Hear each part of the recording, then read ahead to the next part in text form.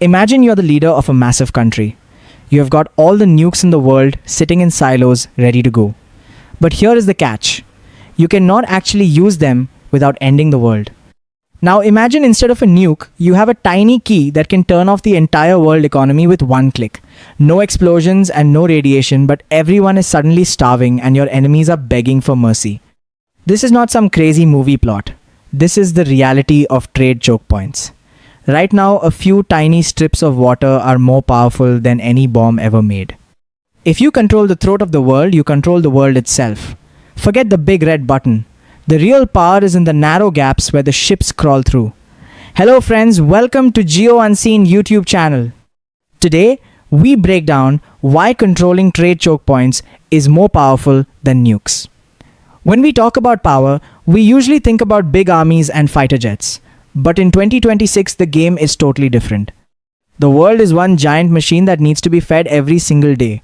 It needs oil for gas and grain for food and chips for your phone. About 90% of all that stuff travels by sea. And the thing about the ocean is that it is not just a big open field. There are specific spots where every ship in the world has to squeeze through. These are the choke points. If you park a few warships there, or just sink a big boat in the middle, you can literally stop the world. Think about the Strait of Hormuz. This tiny stretch of water is the only way out for oil from the Middle East. About 20% of the entire world's oil passes through this one spot. If that gets blocked, the price of gas at your local station goes to the moon in hours. We are talking about total economic collapse in days. A nuke might destroy a city, but closing Hormuz destroys the lifestyle of every person on the planet. That is why countries spend billions just to keep a presence there.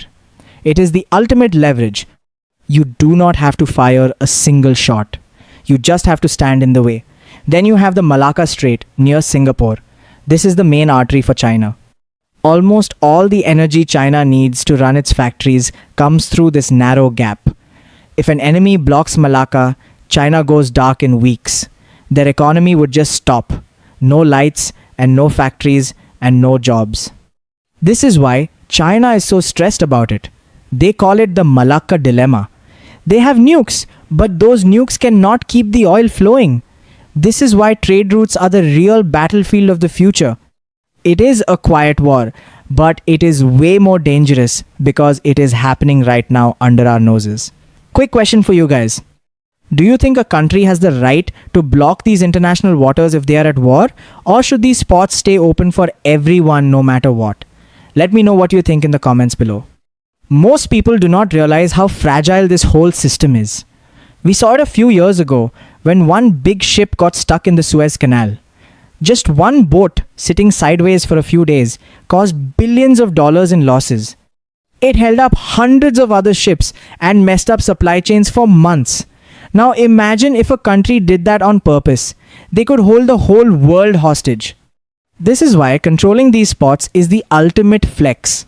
You do not need to threaten to blow people up when you can just threaten to take away their food and electricity. Now let us look at the Bab el-Mandeb. This name literally means the gate of grief, and it is living up to that name right now. It is a tiny gap between Yemen and Africa.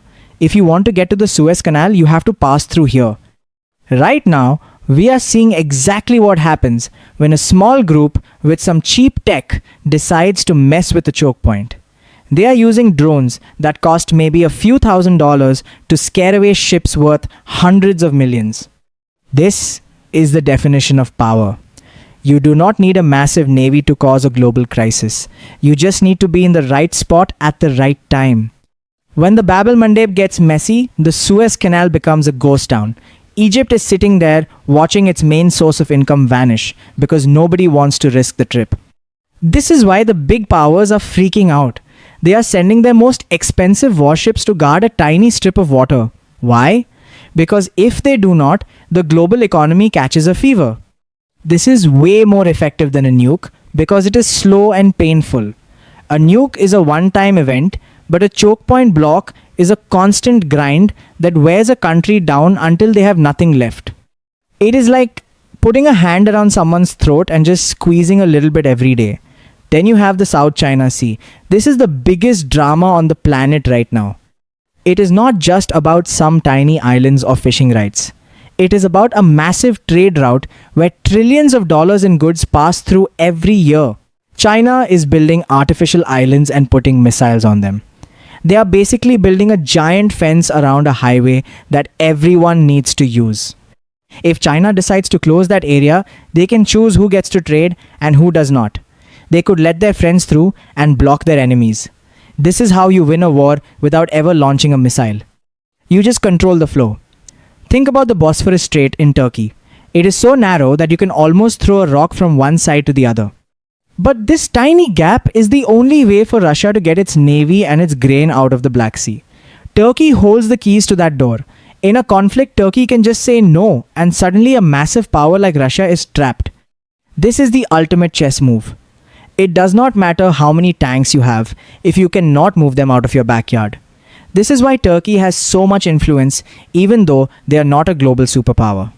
They just happen to own one of the most important doors in the world. Second question for the crew. If you were a world leader, would you spend your budget on building more nukes or on building a massive navy to protect these trade gaps?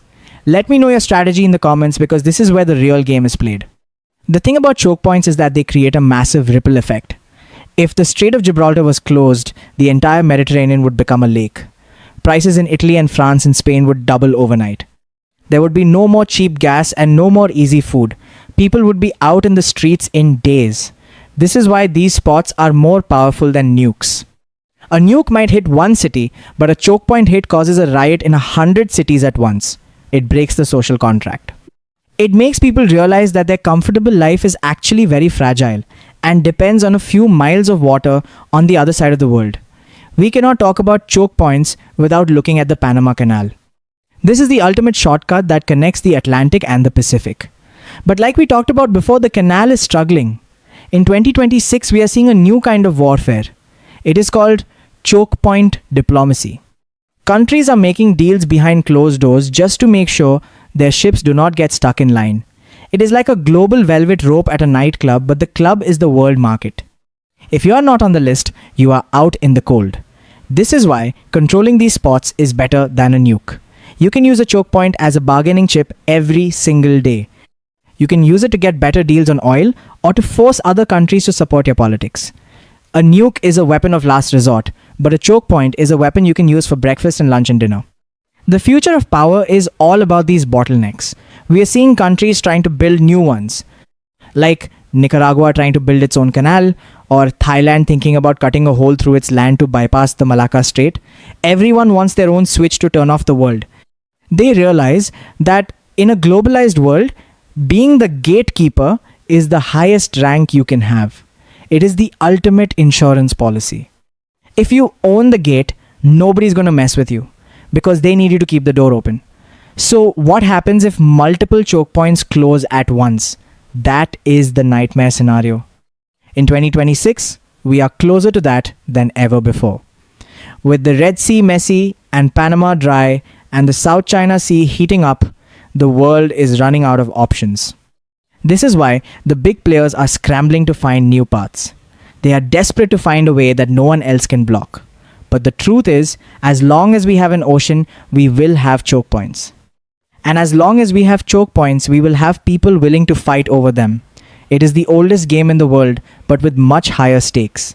The real secret is that the world is only as strong as its weakest link. And those links are the narrow straits and canals we have been talking about. We spend all our time worrying about high-tech missiles and cyber attacks, but the real threat is just a few ships sitting in the wrong place. It is a simple, low-tech way to bring a high-tech world to its knees. That is the true power of the choke point. It is the ultimate kill switch for the modern age. If you think this perspective on global power is wild, then make sure you hit that like button. Most people are looking at the flashy stuff, but the real action is happening in these quiet corners of the ocean. It is a deep game, and we are here to help you understand every move. For more breakdowns on how the world really works and who is pulling the strings behind the scenes, subscribe Geo Unseen YouTube channel. We have got some massive stories coming your way that you definitely do not want to miss. Thanks for watching and for being part of the crew. Stay sharp and stay informed, and we will see you in the next one. Peace out from the Geo Unseen team.